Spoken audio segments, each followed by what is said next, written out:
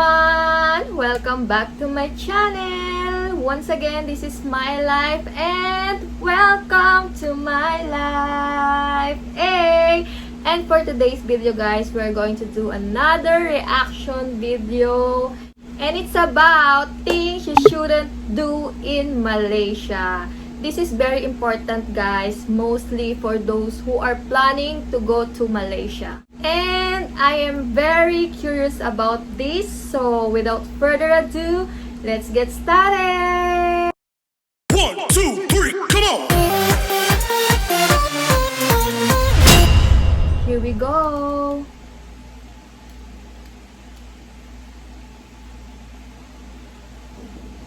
Malaysia has quickly become one of the hottest travel destinations in all of Southeast Asia.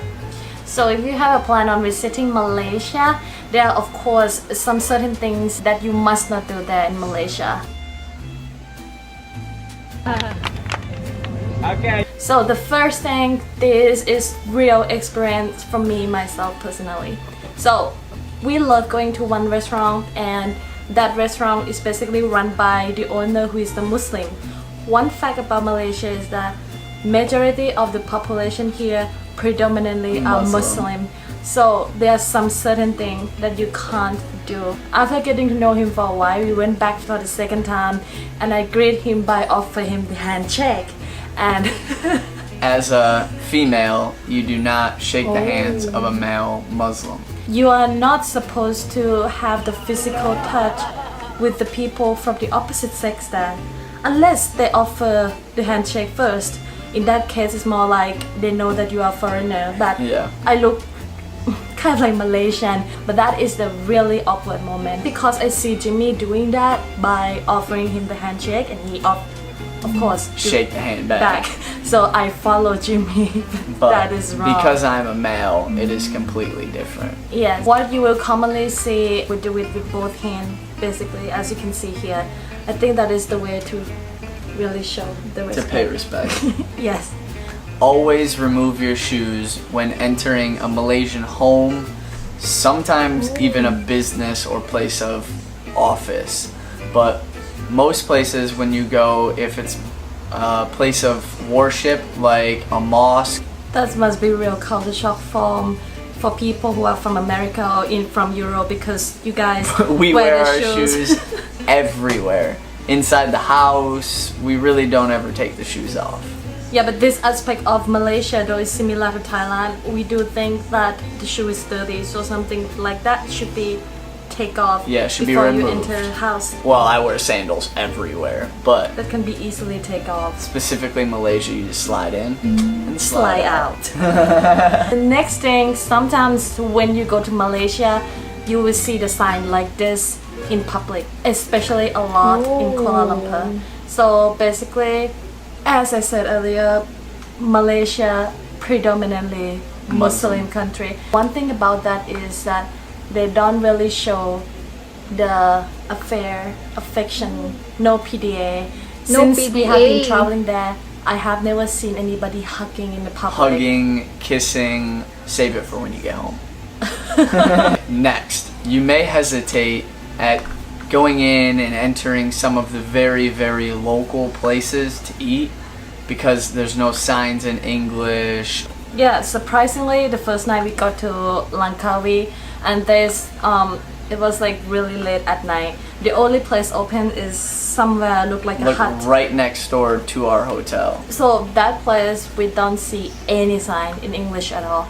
We walk in, surprisingly the menu is still has English translation Yeah. in it, and the owner of the restaurant speak English. So Most of the restaurants and people in Malaysia can actually speak a good amount of English. Their conversational skills are very well. We didn't really have any trouble with the language while we were traveling throughout all of Malaysia.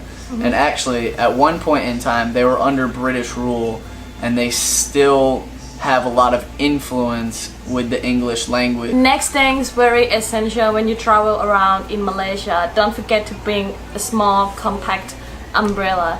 The reason being Weather is nuts. It's like being in a relationship with Todd. it's raining and sunny at the same time.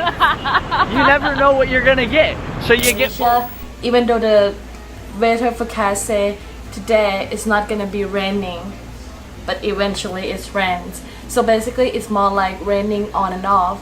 When we got It's to like Malaysia, being in Florida in the United States. It rains almost every day, on and off, for like 5 or 10 minutes. yes.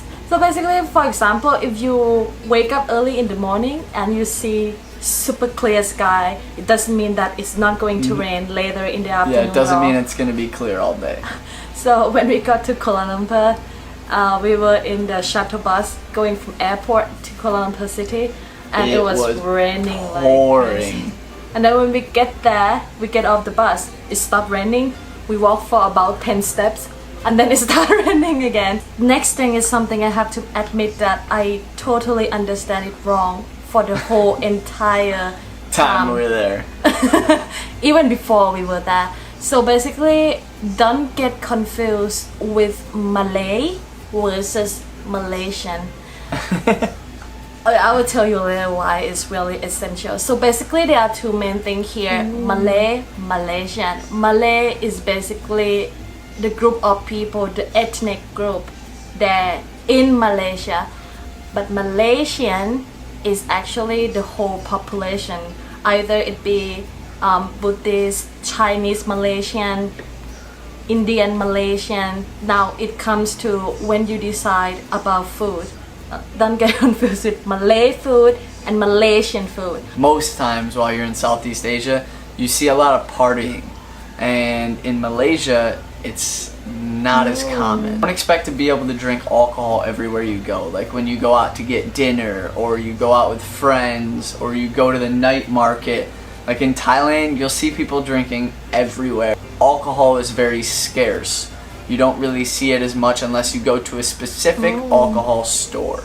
Yeah, so basically if you go to the local restaurants, normally when you see no sign in English at all, where a lot of local goes there to eat, You won't be able to order a beer most of the time. yeah, but this can be somehow kind of like culture shock, especially if you stay in Thailand for a while and then you go down to Malaysia Yeah. and then you don't really see that you can drink in the restaurant.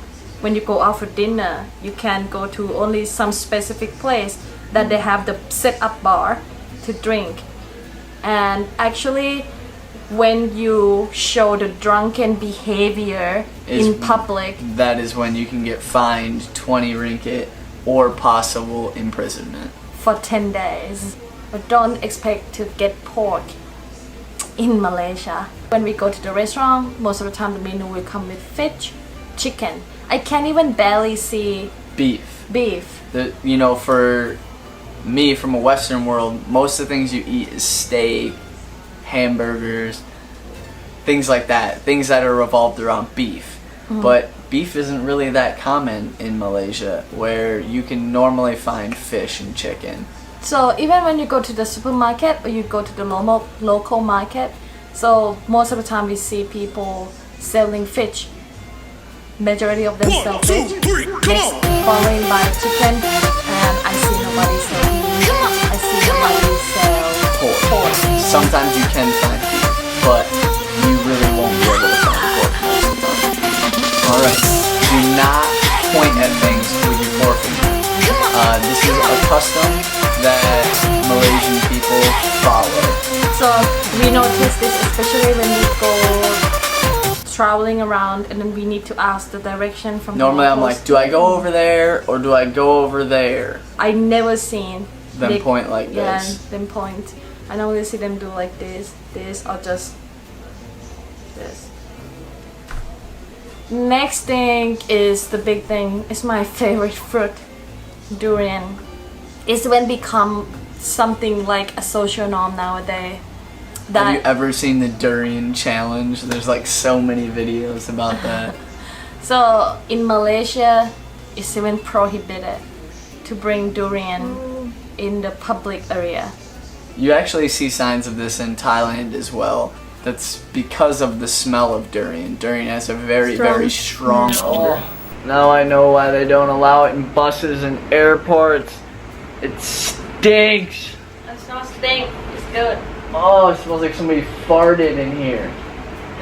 It tastes delicious, but it does have a very strong odor. It's really tempting when we were there because the price of durian actually goes down a lot due to their high supply in durian. So the price is so cheap that even cheaper than Thailand. Malaysia is generally beautiful and friendly country, but with its multicultural community practices a number of traditions and customs. Absolutely, visitors should be aware of. As a traveler, it might be hard to know all of the ins and outs of the culture, but taking time to learn the don'ts, what must not do in Malaysia, and apply that while you're traveling in Malaysia, of course, would make a huge difference in a way that create one of the best experience in Malaysia, especially when interacting with the locals. Thank you so much for watching, guys. Also, we would love to sincerely say thank you to all of Patron members for supporting us and supporting. And there you have it, guys. Thank you for this cute video. Like, it surprised me a lot because I didn't know about it. Like, no PDA and no pointing of finger. And at least now I already have an idea of things we shouldn't do in Malaysia. So that's it for today, guys. I hope you like this video, and if you are new to my channel, don't forget to like, subscribe, and hit the all notification bell so you can get future updates of my video. And if you have comments, suggestions, and recommendations, don't forget to write it down below. And see you on my next vlog. Terima kasih. Bye!